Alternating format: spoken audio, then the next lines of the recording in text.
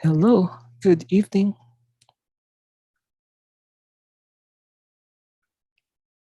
Let's start the review. Yeah, so this is a review for the subject differential equations. And can you hear me? Sound check.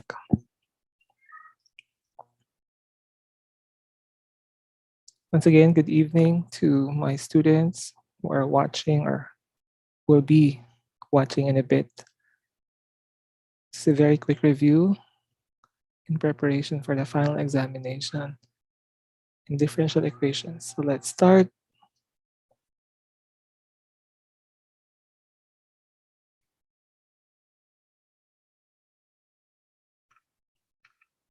Okay, first question. And what type of curve does the solution to the dE dy over dx equals -1 where y is equal to 1 and x is equal to 0? Yeah, so what does the solution to this represent? Is it a circle, parabola, hyperbola, or line? So we are going to solve this, find the solution of this dE. So dy over dx is equal to -1. We separate the variables, or we arrange this dE.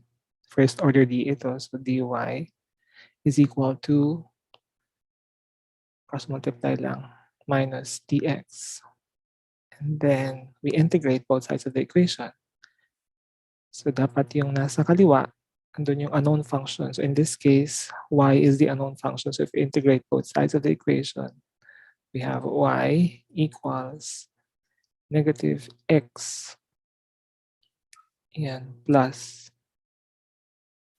arbitrary constant c. Dito tayo maglalagay ng plus c sa kanan. Now, ang choices natin, circle, parabola, hyperbola, and line. So kitang-kita naman na anong klaseng curve ito. Yan, kapag circle, di ba? X squared kapag circle na yung center ay nasa origin, di ba? So x squared, y squared, kahit hindi man, di ba? X squared, y squared is present. So dito, hindi naka-square yung x at saka yung y mo. Parabola naman, it's either yan, x squared or y squared depending on kung saan siya nag-open, di ba? Kung saan yung pinaka-vertex niya. So walang, yan, this is actually linear from this hyperbola. So it's line. So kahit hindi na natin kukunin yung value ni c, so automatic na yung result is actually a line. Yeah, but if you're curious kung ano yung pinaka-equation na lalabas, plug in lang natin itong condition. Sabi nga, di ba, y is equal to 1 when x is equal to 0. So para ma-solve yung, ito, solve lang natin just for the sake na para makuha natin yung value, itong arbitrary constant. So y is 1 equals and 0 plus c. So we have c equal to +1. So plug in natin dito sa general solution. Ang tawag natin dito is general solution basta may presence ng arbitrary constant. Now that we have determined the value of the arbitrary constant, plug in lang natin dito sa general solution, we got this particular solution. So +1. Ayos natin, so it will become x plus y. I transpose lang to. Magiging positive x plus y. And minus 1 equal to 0. This is our equation. So linear siya or line yung equation na to. So may mga different forms yung line natin. Merong slope-intercept form, merong naka-arrange to standard form. Ang pinaka-objective is, ayan, malaman natin kung ano yung type ng curve yung nire-represent ng solution nitong DE. So nasagot naman natin. So kahit dito pa lang kanina, having determined the general solution, kitang-kita naman natin na line yung kalalabasan. Okay, now let's proceed to the next one.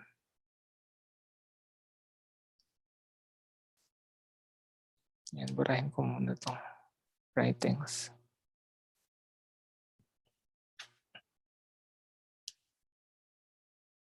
Okay, what is the degree of the homogeneous function? So ito yung given na function of x and y, and is equal to x times the square root of x plus y. Tandaan na, degree ng homogeneous function, hindi degree ng differential equation. So basically, titingnan lang natin to, ano nga ba yung homogeneous function? So isa yan sa mga dapat i-recall ninyo. Ayan, sa homogeneous function, meron tayong tinatawag na homogeneous polynomial, and there are other functions na not so obvious na masasabi mo na homogeneous function pala sila. So, tingnan natin. So, dapat, yung idea sa polynomial is, dapat yung degree ng bawat term ay the same. So, dito sa ating given a function, diba, x square root of x plus y. Sabi ko nga kanina, hindi lahat ng homogeneous functions homogeneous polynomial. So may iba din na functions na hindi obvious. Homogeneous function pala. So meron tayong tinatawag na testing for exactness. Diba yung testing for exactness. Testing for the homogeneity of the function. So yung meron tayong in-introduce na lambda doon sa pinaka-function, at kapag kaya nating mailabas yung lambda. So basically, yan, yung x and y could be replaced by lambda x and lambda y. Kapag nailabas yung lambda yan, at naibalik sa kanyang original function, then that is the homogeneous function. So recall lang to ha, yan, testing for the homogeneity of our function. So dito, if we put lambda here, ayan, although hindi naman kailangan ipakita na, okay, paano nasabi na homogeneous function siya. So it's given na ito ay homogeneous function. Ang tinatanong lang naman is degree. So itong ginagawa ko is para ma-recall lang, okay, yung homogeneous function. So ito, yung x will be replaced by lambda x square root of, yan, nasa loob. So lahat ng variables palitan. Yung x magiging lambda x, yung y magiging lambda y. So yung objective natin is mailabas natin yung lambda. So dito may lambda ka sa labas. So this radical function, pwede natin i-express into power form or exponential. So dito yung magiging lambda x plus lambda y raised to 1/2. We can also factor out lambda dito sa loob. So this will become lambda times x plus y and raised to 1/2. So may lambda ka pa rin dito dahil sa x na nasa labas. Okay, what we'll do is, law of exponents lang din. So it applies yung raised to 1/2 sa dalawang factors na to. So lambda x times, ito magiging lambda raised to 1/2 because of this, times x plus y raised to 1/2. Ngayon, pagsamahin natin yung lambda since naka-factored form na sila. So lambda times lambda raised to 1/2 magiging ano yan? Lambda raised to, so 1 plus 1/2 is 3/2 times x. Itong x plus y raised to 1/2 can be written as, yan, square root of x plus y. So ito yung original na function. We were able to factor out lambda na ilabas natin. At yung power or exponent nitong lambda, yun yung magiging degree ng homogeneous function natin. At based dito sa ating question, the answer is 3/2. Okay, so ganun lang para ma-determine yung degree ng homogeneous function. And pag polynomial, walang problema kasi nga titignan mo lang yung bawat term katulad nito. So x plus y equal to 0. This is a homogeneous function. Yan. Kasi nga, yung degree ng bawat term ay pareho. Ito, degree 1, degree 1. So pag equal yung degree nila, homogeneous function yan. It happened lang na may radical dito, radical sign. Kailangan natin gamitin yung testing for homogeneity of a function. Sige, if may questions kayo, you can comment here sa ating live stream. And if you are to take the exam tomorrow or on Friday, makakatulong ito. Sige, let me erase this writing. Next problem. Problem number 3. You are given a first-order differential equation, dy over dx equals x squared plus y cubed. And suppose the solution, y of x satisfies the initial condition, y is equal to 1 when x is equal to 1, or y of 1 is equal to 1. What is the slope of y of x? So medyo tricky ito, pero actually, sa given pa lang, if you're familiar with the slope, yan, slope of curve sa calculus, kayang-kayang masagutan agad to. Ayan, first order differential equation.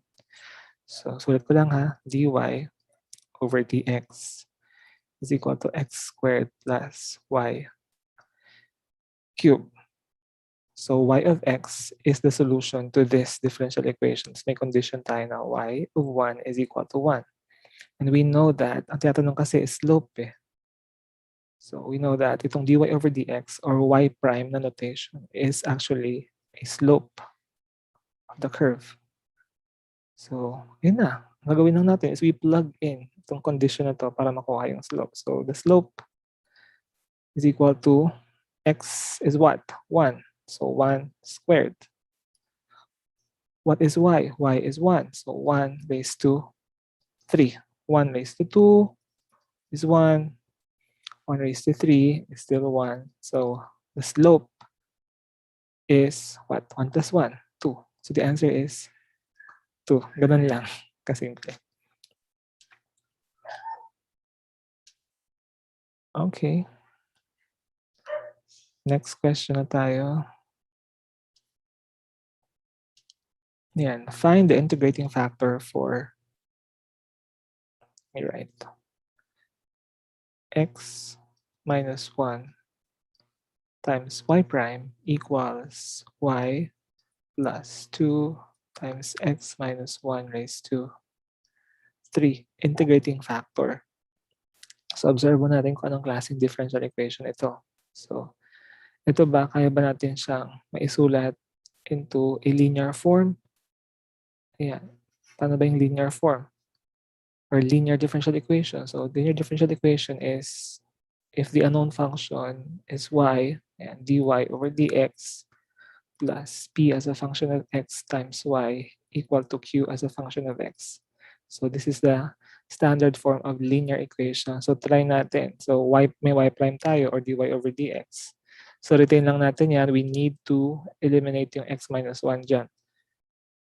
So what we will do is we divide both sides of the equation by x minus 1 para maklear lang natin na yung coefficient ni y prime is 1. So magiging y prime na to, or this is dy over dx. Makancel na yung x minus 1 dyan.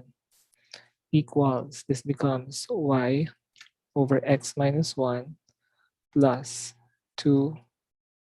So x minus 1 cube divided by, sige, sulat lang natin. X minus 1 cube over x minus 1. So, makancel yung x minus 1. Isa sa mga x minus 1 doon sa numerator natin. So, cancel to. Meron ka pang matitira na x minus 1 squared. Okay, now, since ito, merong function of y dito and function of x transpose sa kabilang side, this becomes y prime minus y over x minus 1. Bakit naging minus? Transposing this term to the left side will change its sign. So, ang matitira sa right side mo na equation is 2 times x minus 1 squared. As you can see, nakaayos na siya into this format. This is actually linear equation in standard form na. And the formula para makuha natin yung integrating factor is basically, yan. e raised to the integral of, looking at this standard form, yan, kung ano man yung p as a function of x mo dyan, yun yung nasa loob or integrand mo. So, integral of p as a function of x times dx. So, in this case, ano yung ating p as a function of x dito? So, this will be negative 1 over x minus 1. So, plug in lang natin. So, the integrating factor is e raised to the integral of negative 1 over x minus 1. So, ilabas lang natin yung sign. We have dx over x minus 1. So, integral of dx over x minus 1 is equal to, so may negative dyan, copy lang natin. Integral of dx over x minus 1 is ln of x minus 1. Right? So, e raised to negative ln. We can simplify this. Yan, provided that itong negative na to, mawala yan. So, ayusin lang natin yung format. So, this will become, pag inayos natin into its another form of writing an ln or logarithmic function. So, ln of x minus 1. Yung negative na to, na coefficient, ayan, can be put as a power of this argument. So, magiging negative. Yeah. X minus 1 raised to negative 1. So, e raised to ln, we can now simplify, no? E raised to ln of something is equal to something. So, ayan, we can simplify. Magiging x minus 1 raised to negative 1. So, we look at the choices. X minus 1, letter A, hindi. X minus 1 raised to 2, hindi. So, the answer to this problem is, ayan, x minus 1 raised to negative 1 is the integrating factor for this given first order DE, kung saan yung DE na to is a linear equation.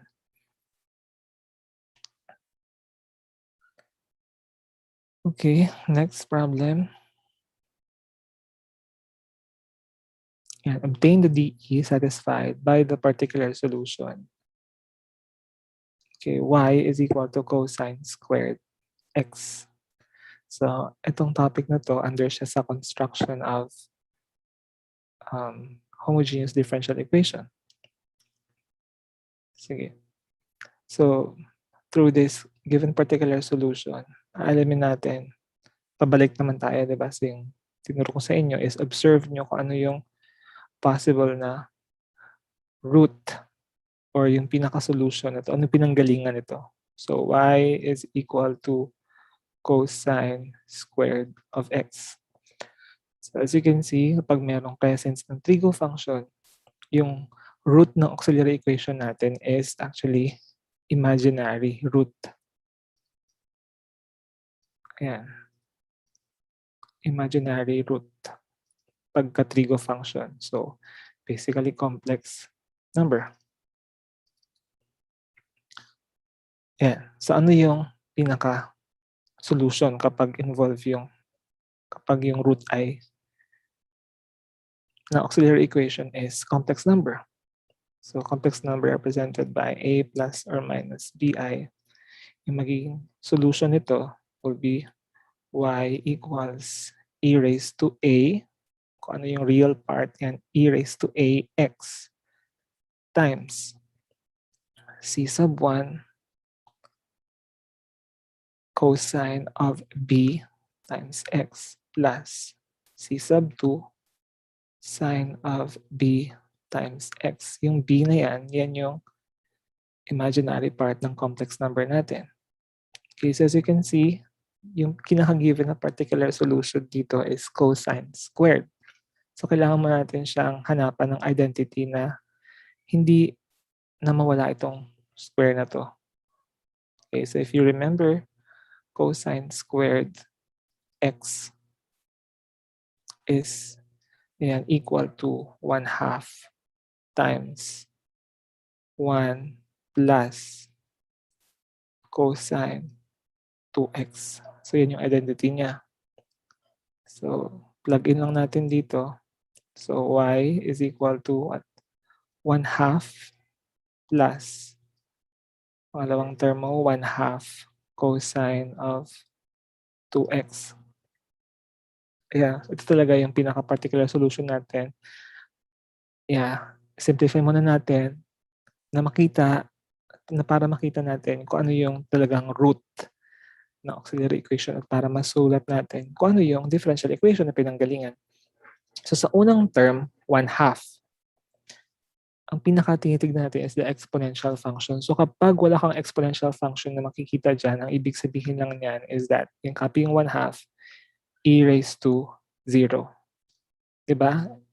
E raised to 0 is equal to 1 or any number raised to 0 is equal to 1. Kaya understood na yung root sa unang term natin is 0.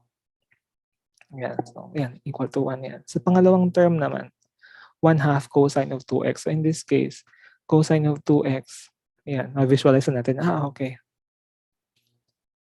Imaginary root ang pinanggalingan ito. Pero kung sa general solution yan, ito dapat yung itsura ng general solution natin. At bakit cosine 2x na lang yung natira? Nabanggit ko nga sa lecture ko, dahil sa ito yung naging result, maaring sa conditions na given, kaya nawala yung sign of x dyan, yung value ni c sub 2.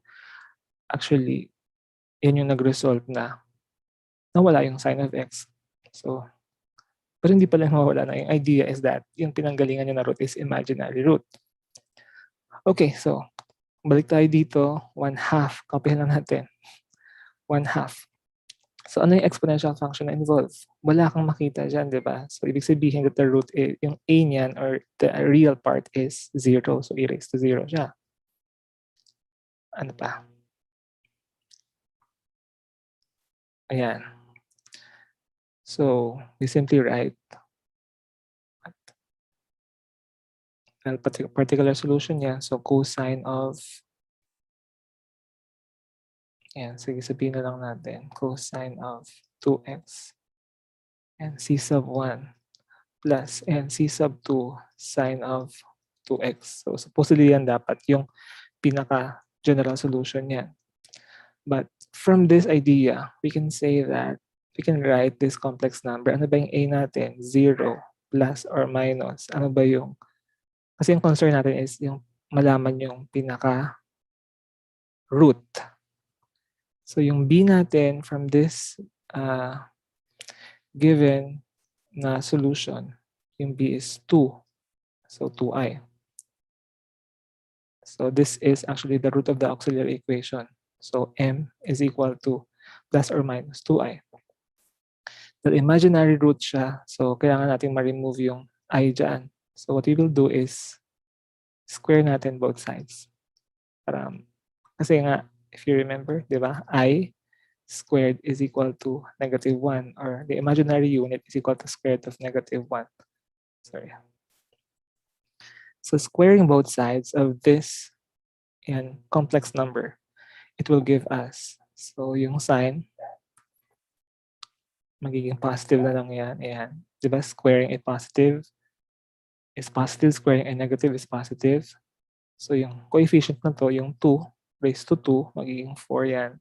I raised to 2 is I squared. But what is I squared? I squared is equal to -1. So therefore, itong nasa kaliwa pala magiging m squared na yan kasi square na natin, di ba? Both sides. That's why we have 4 times -1. So, dahil dyan, m squared is equal to -4. Transpose sa kabila, magiging m squared plus 4 na siya, equate to 0. So, anong gagawin natin? Since meron tayong root na 0 dun sa unang term, at para sa pangalawang term, ito yung pinaka auxiliary equation natin. So, m squared plus 4. So, what we will do is we factor or we multiply. So, m times m squared plus 4 equal to 0. So, ito yung auxiliary equation ng ating solution. Gagawin lang natin ibalik sa d operator na format. So, yung m palitan ng d. So, d times d squared plus 4. What is the unknown function? Y. So, lagay mo dito yung y equal to 0. So, tingnan mo yung mga choices. Meron ba? Okay, letter B is the answer. So, yun lang. Next problem. Okay, erase ko muna. Ayan. Actually, madaming applications yung growth and decay, itong law of cooling, mixture. So ito lang yung naisama ko sa review. And this might help you tomorrow or sa inyong upcoming final exam. Let's solve this. A certain radioactive element dissipates at a rate proportional to its amount instantaneously present. If one half of any given amount of the element dissipates in 1,600 years, what fraction will dissipate during the second century? Yan, century is 100 years. So pag sabing second century, it's 200 years. And malaking bagay na aware kayo dun sa pinaka-term. And nabanggit naman dito, na since radioactive material, this is a problem of decay. Decaying. So dissipate yung nawala. So radioactive element dissipates at a rate proportional to its present amount. So basically, sa statement na yan, nag-suggest na it's an application of the differential equation. Yan, elementary application siya. So pagpalagay na lang natin that x is the amount of the radioactive element.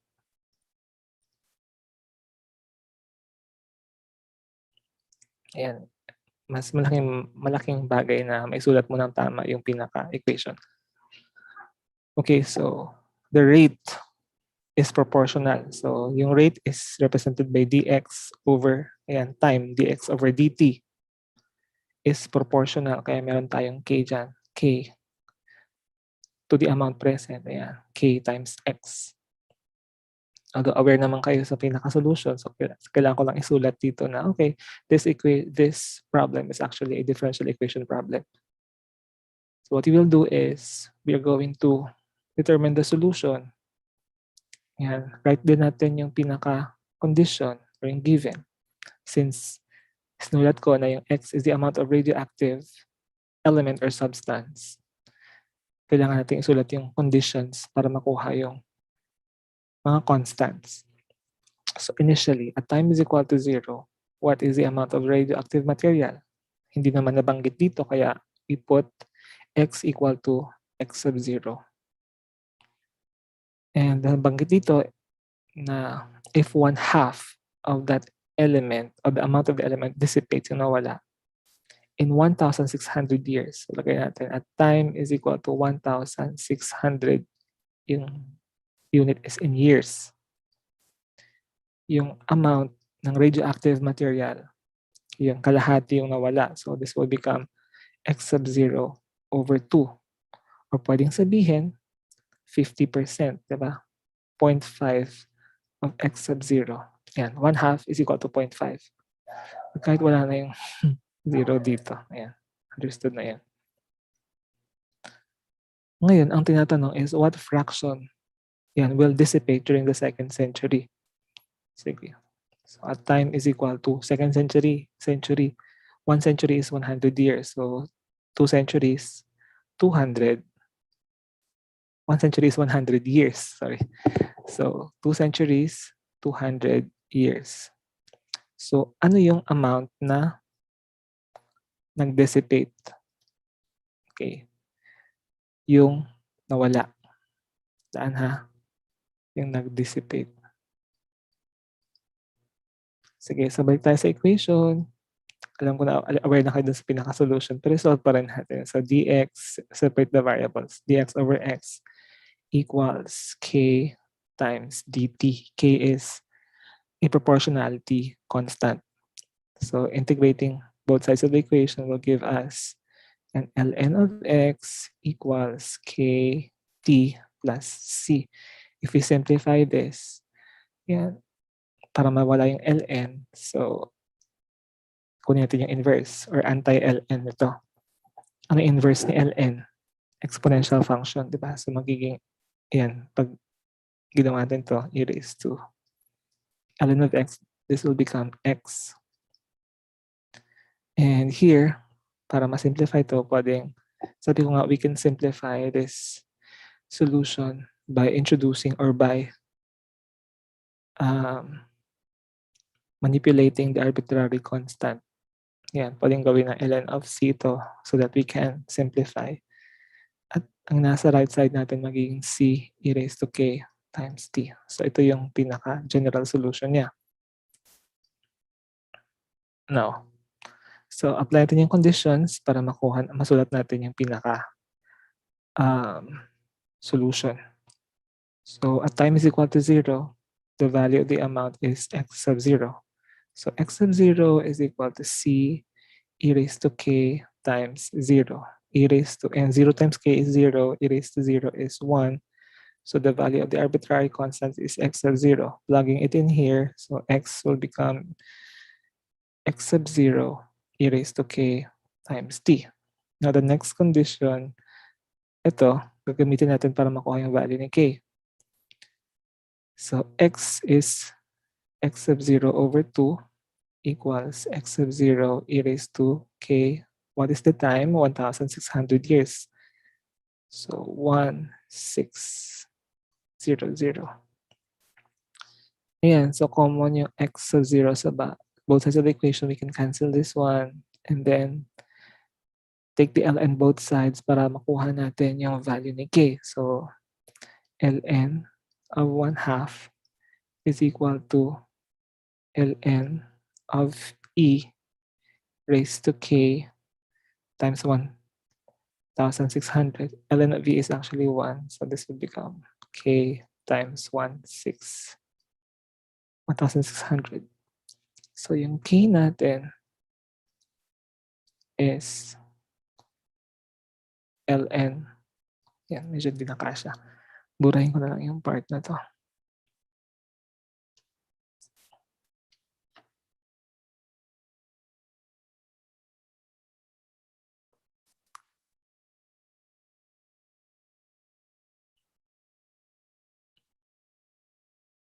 Madali lang to, pero pinapakita ko lang yung pinanggalingan. Anyway. So yung k natin is equal to ln of 1/2 over 1,600. Yan. Pwede mo namang isulat na yung pinaka-decimal value niya. So it's actually negative 4 point. I'm using a calculator. 4.33. Anyway, gamitin ko na lang to. Huwag kayong mag-round off ng values, yung intermediate values. Huwag nyo i-round off. Sige, so we write now the equation, the solution. So x is equal to, gamit ito ha. So x sub 0, yung c mo is x sub 0, e raised to, yung value ni k is this one. So ln of 1/2 over 1,600 times t. Ngayon, alamin na natin kung ano yung amount na natira. Tapos mamaya, isubtract na lang natin siya sa 100%. So, x is equal to x sub 0 e raised to ln of 1/2 over 1,600. Ano yung time natin in 200 years or 2 centuries?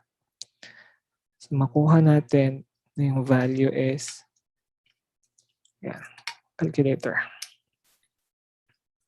So, ln of 1/2 divided by 1,600 times 200 years. Yan. Exponential function. So yung sagot dito is 0.917 x sa 0. So ito actually yung natira. Ang tanong kasi is ano yung nawala, dissipate. So ang gagawin lang natin is we subtract it from the 100% na value. So x sub 0 minus 0.917 x sub 0. Ano ang sagot? So 1 minus 0.917. Yan yung percentage na natira. So 1 minus. It is, ayan, 0.08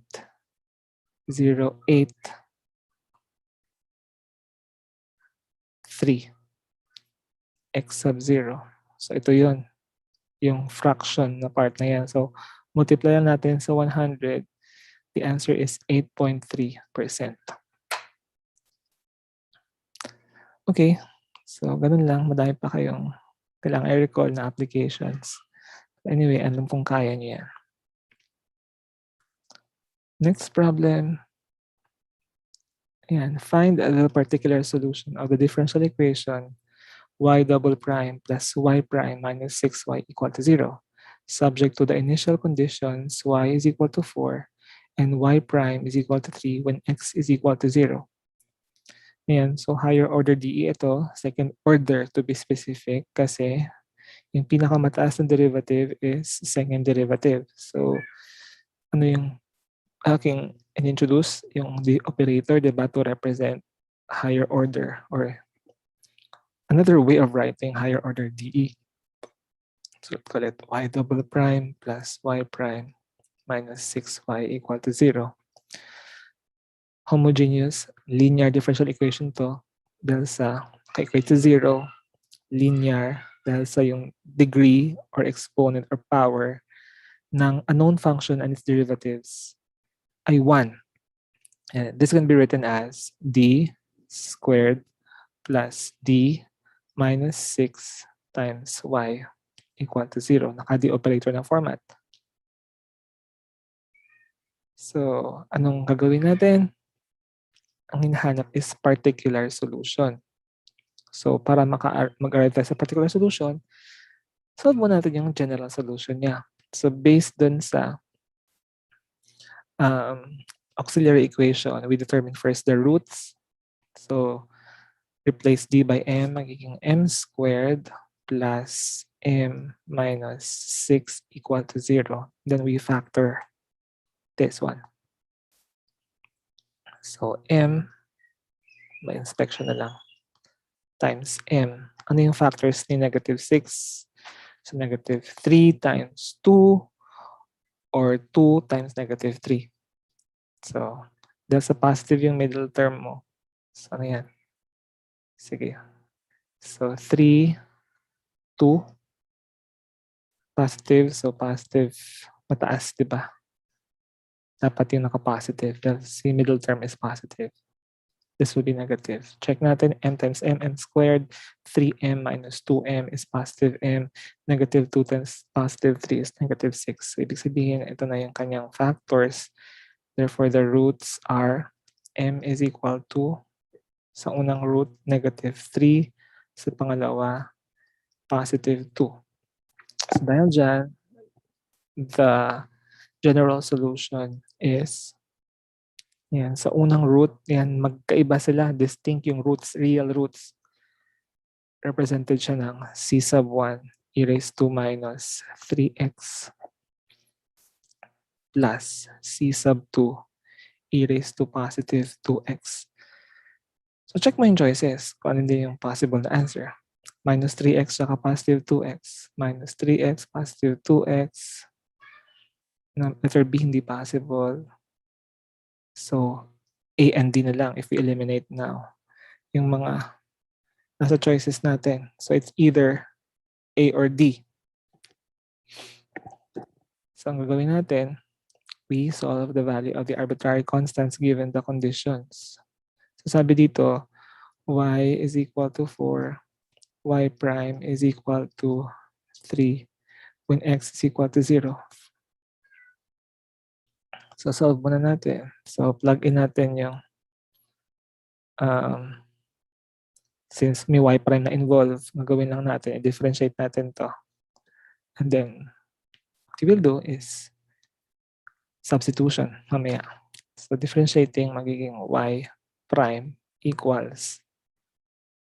So, c sub 1 is a constant. Copyhin mo lang yan. E raised to minus 3x. Differentiate e raised to minus 3x or minus 3x. Magiging negative 3 times negative 3 ka dyan. Plus c sub 2 e raised to positive 2x. Differentiate 2x. 2 ang sagot. So this would be our equations. Equation 1 and equation 2. So applying the conditions, puno tayo sa unang equation. So using equation 1, y is equal to 4. So 4 is equal to c sub 1. What is the value of x? 0. So e raised to 0 is 1. So c sub 1 plus c sub 2 e raised to 2 times 0. So this will become 1. Ayan, using equation number 2, gamit yung y prime. Ayan, gawin natin itong equation number 3. Kasi we're after solving for the constants. Y prime is equal to positive 3. Tapos, copy natin yung minus 3. C sub 1. E raised to 0 is 1. Plus 2. C sub 2. E raised to 0 is also 1. Now we have these equations. Ayan, so gagawin lang natin. Eliminate lang din natin, di ba? Masolve natin yung C sub 1 at C sub 2 using these two equations, two unknowns. So, ikaw kung saan ka mas komportable. So, we can actually add them. Yan, yung equation number 4, copyhin ko lang to. Minus 3C sub 1 plus 2C sub 2. Tapos, what I will do is, para ma-eliminate ko yung C sub 2, I'm going to multiply it by negative 2. So, yun lang. So, negative 2 times 4 is negative 8. Add ko na sila kaagad. Equals negative 2c sub 1 minus 2c sub 2. So, ang ginawa ko lang dito is I multiplied negative 2 in each term. Then add ko sila. 3 minus 8 is negative 5. Okay, equals. This will become negative 5c sub 1. Cancel na yung c sub 2. So, yung c sub 1 natin is positive 1. Okay, so c sub 1, asan ba yung pinaka-equation? Diba ito yung pinaka-equation natin. C sub 1 is equal to 1. So, replace mo lang C sub 1 ng 1. So, e raised to positive e raised to minus 3x. Okay, so tanggal na yung letter A. Ito na yung pinakasagot. Pero check pa rin natin yung value ni, yung coefficient ni e raised to 2x. So, gamit ito, pili ka lang. So, using equation number 3, plug in mo lang dito yung value ni C sub 1. So, 4 equals 1 plus C sub 2. So, C sub 2 is equal to, transpose yung 1 sa kabila, 4 minus 1 is 3. Okay. So, tama ba? Meron ba tayong? Anyway. Meron pa pala. Ito, letter B pala. Kalimutan ko. Sorry. 2. Ayan. Okay. So, letter B pala yung sagot. Nakalimutan ko kanina. Sorry. Not possible because of this value. And this value too. So, using this equation, C sub 2 mo is positive 3. So, 3 e raised to 2x, check, plus e raised to minus 3x. So, letter B yung sagot. Okay, next problem na tayo. Let me just erase the writings. Oops. Yun lang.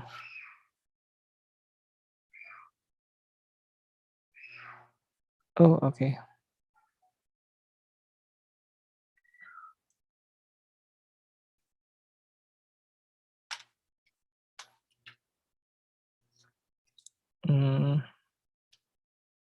Sige, I think I forgot something. Sige, try natin to. One more problem.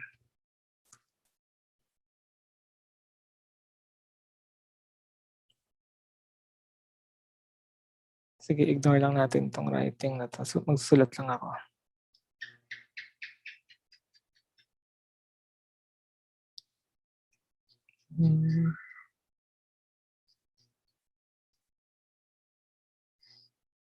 Anong ginawa ko? Wait lang.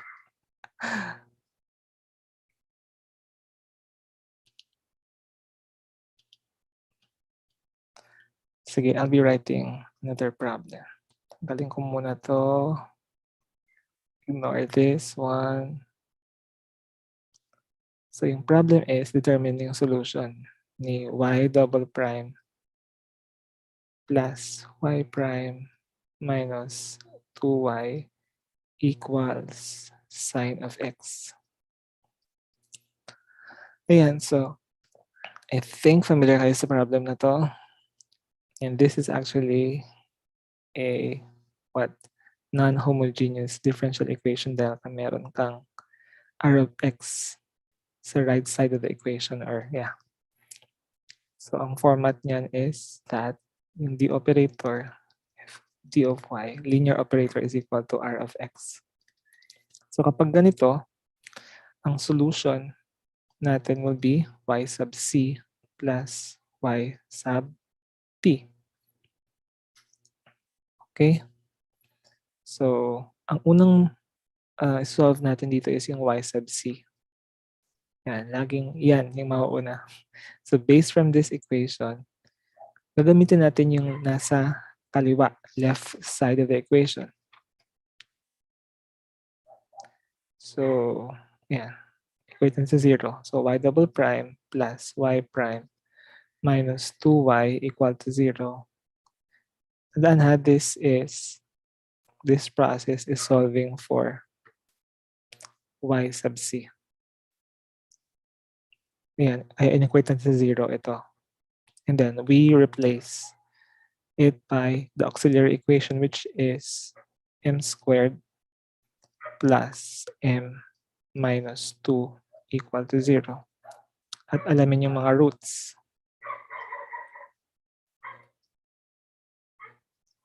So yung roots nito will be 1 times 2, no? Dahil positive yung nasa gitna, so positive 2 dito, minus 2 yan. M times m squared, negative m plus 2m is positive m, negative 1 times 2 is negative 2. So tama.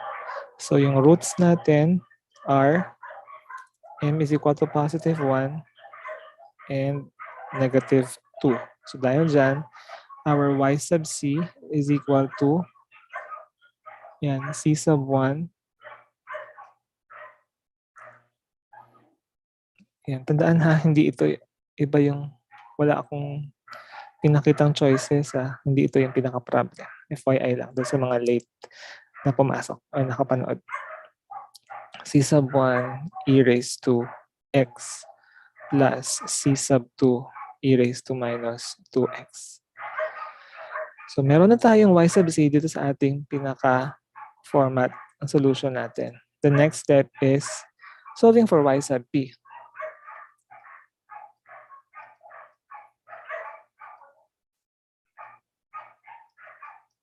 Ayan, tanggalin natin ito. Baka hindi ito yung problem. Ito yung problem natin. Alamin yung solution nito. So para sa y sub p, ang ating i-consider dito is yung nasa kanan, right side of the equation. So r of x equal to 0. Yan. So observe natin kung ano ba talaga dapat yung pinaka-solution, y sub p mo, given ka ng sign of x, yung nasa kanan, the sign of x. Ang ibig sabihin lang nito na yung pinanggalingan niyan na root ng auxiliary equation is imaginary or complex number. So, sign of x. So, sa sign of x, ano ba yung root? Complex number, no? So, a plus or minus pi. So, ulit ko muna. Ano yung a mo? A is the real part. Doon tayo titingin sa exponential function. Wala kang exponential function dyan. So, ibig sabihin, 0 yung a mo. Plus or minus. Ano yung b mo? Doon ka titingin sa angle, di ba? So, ano yung coefficient ni x? 1. So, ibig sabihin, I lang siya. At dahil dyan, ano ba yung dapat na pinaka-solution kapag ito yung root? So, e raised to 0 is 1 times what? Constant, di ba? So, c sub 1, tanggalin ko na to, cosine of b times x. Ano yung b mo? 1. So, x plus c sub 2 sine of x. So, dahil ginamit na natin yung c sub 1, c sub 2, at particular solution na isosolve natin, we are going to utilize a different letter. So, a, gamitin natin para sa c sub 1 ito. So, a cosine of x plus b sine of x. Yan yung particular solution. So, yung pinaka-objective is makuha natin yung value ni a and b. Nakuha na ba? Gets? Ngayon, paano natin makukuha yung value ni a and b? So, tingnan natin yung pinaka-equation. Y double prime plus y prime minus 2y. So, ito yung magiging basis natin.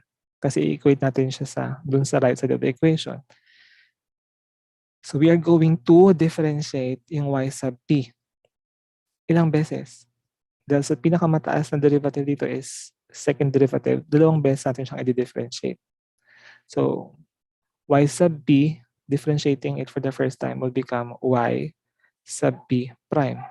Pwede mo nang i-drop down or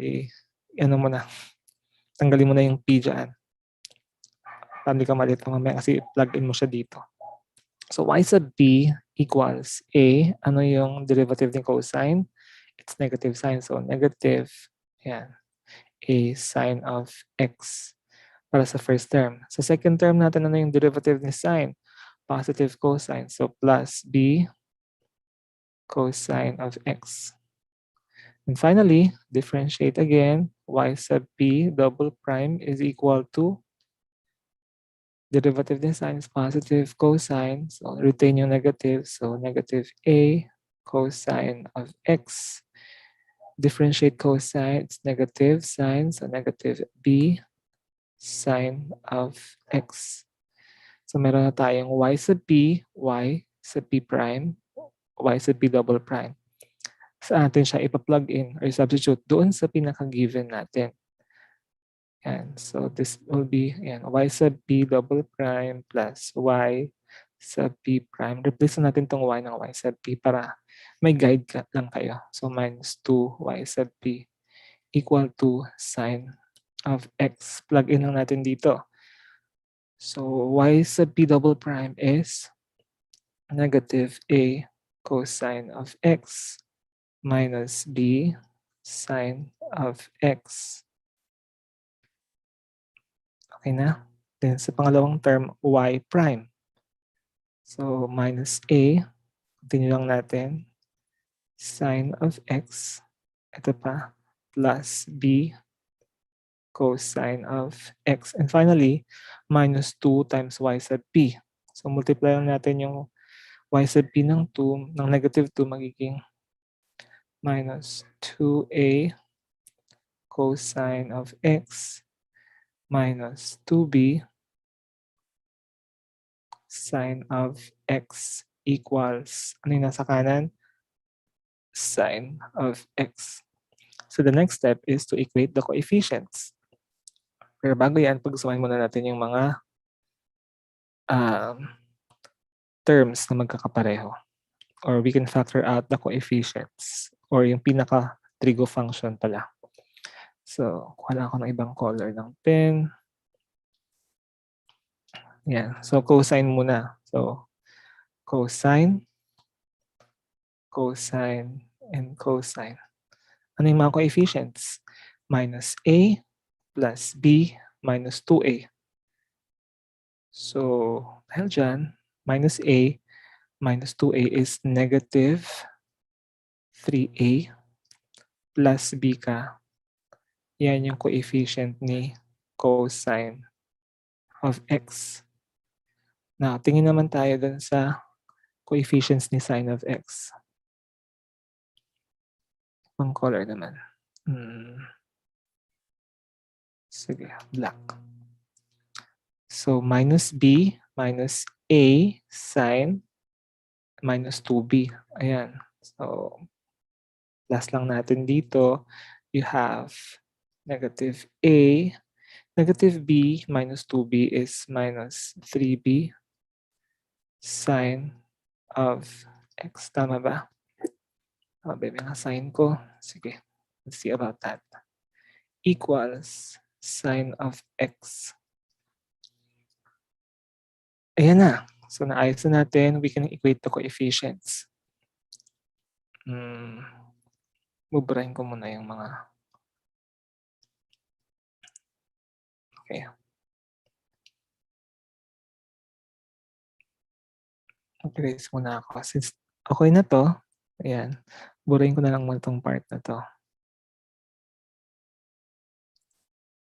So, ganun lang yung process natin para ma-solve yung non-homogeneous, yan, linear differential equation with constant coefficient. Yan, ito ay tinatawag na method of undetermined coefficients. Okay, balik tayo dito. So, equate the coefficients of cosine of x. Cosine of x, anong coefficient niya? We have negative 3a plus b equals, meron bang cosine of x sa kanan? Wala. So, equal to 0 lang siya. Equate the coefficients of sine of x. So, sa left side, ang coefficient niya is minus a minus 3b equal to, meron bang sine of x sa kabila? Meron. Anong coefficient? 1. So, we now have two equations, two unknowns. We can now solve for the constants. So, sa unang equation, since naka-equate to 0 siya, we transpose lang itong isa sa mga terms sa kabila. So, since b mo is positive na, transpose mo na lang yung negative 3a, so magiging positive 3a na siya. Ibig sabihin, b is equal to 3 times a. So, plug in lang natin siya dun sa pangalawang equation, yung value ni b. So, we have minus a minus 3 times, yung b is 3a, no? So, 3 times a equal to 1. This will become minus a, negative 3 times positive 3 is minus 9a equals 1. Therefore, yung nasa left side mo is negative a minus 9a is negative 10a equal to 1. So, a therefore is equal to negative 1 over 10. Dahil dyan, yung value ni b mo is negative 3 over 10. So, ano ibig sabihin yan? Plug in mo lang dun sa value ni y sub p. At binura ko na yung value ni y sub p kanina. So, anyway, ang pinaka-solution natin is yan, y sub p is equal to, siguro yung pinaka-solution na ilalagay ko. Tanggalin ko na lang. Ayan. Anyway. Sige, y sub p muna. We have a negative 1 over 10 cosine of x. Ano yung value ni b mo? So, negative 3 over 10 sine of x. So, pag inayos natin to, the solution to this non-homogeneous equation will be, kuha ko ng ibang color.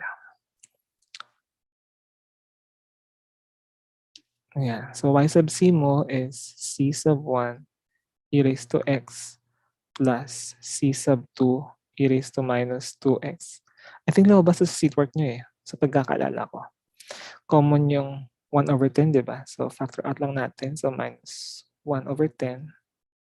No, pwedeng 3 over 10 yung factor out mo. So, here will become cosine of x plus 3 sine of x. So, yun lang yung pinaka-solution natin. So, that's all. Good luck sa final exam. Kaya niyo yan.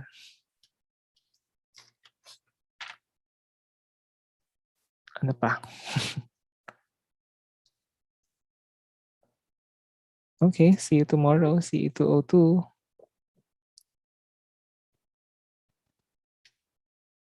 I'm going to